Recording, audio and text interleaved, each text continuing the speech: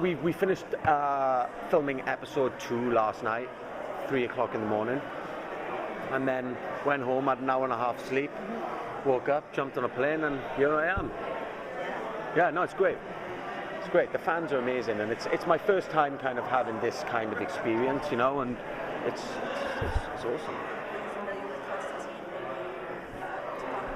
I'd watched the movie, that was pretty much all I knew about it, but for years a very good friend of mine had been telling me about John Constantine. He'd been like, you know, John Constantine's my favourite character, and, you know, Hellblade is my favourite comic book and stuff.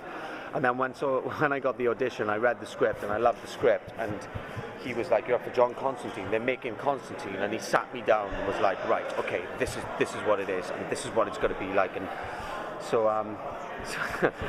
yeah, nice pride. Yeah, man, he's like my worst. He's going to be my worst critic. But also, like, I think if I can please him, then I might be okay with the fans. So it's a good kind of line, you know.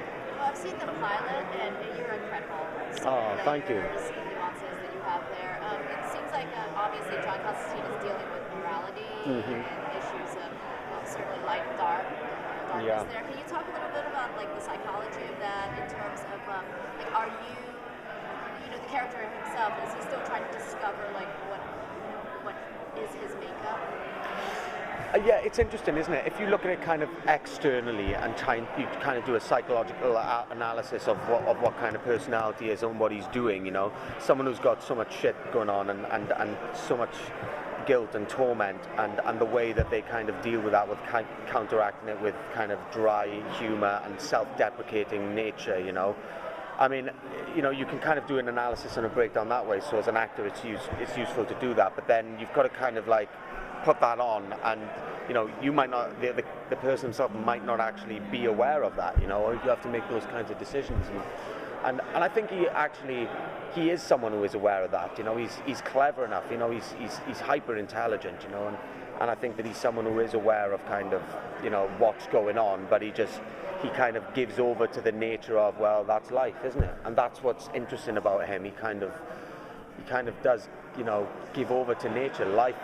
This is the wheel of life, and that's what it is, and kind of rolls along with that. I mean, I don't know. It's an interesting thing. I'm still discovering it myself, you know, and that's what's great about playing a character like this. Is you've got all those kind of three-dimensional, multifaceted things to kind of get your head into and kind of and flesh out and get under his skin, you know. And I'm looking forward to that in the next couple of episodes. How much in advance do you know what's going to be happening? Like, what's the character in the grand scheme of things, or are they just, you get a script and that's when you find out what's going on? It's the beginning. So the last episode we did was pretty kind of.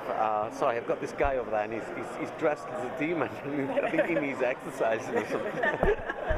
But yeah, no, it depends. It depends. I mean, we know where we're going in advance, so I know the concepts and the ideas of where we're going. I think I've read up to episode 4 now, and we're just going into episode 3. I've just read episode 4. I've got episode 5, but I haven't had a chance to read it.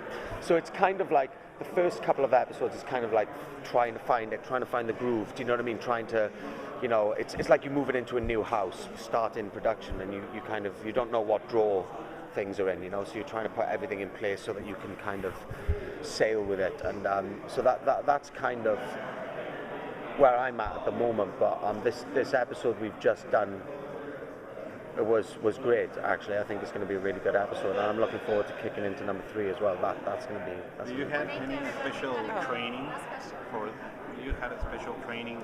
How about the physicality of the role? Physically? Yeah, they actually got me a trainer, a great trainer called Christine Hazelton, who David Goyer uses, and I trained with her for a while.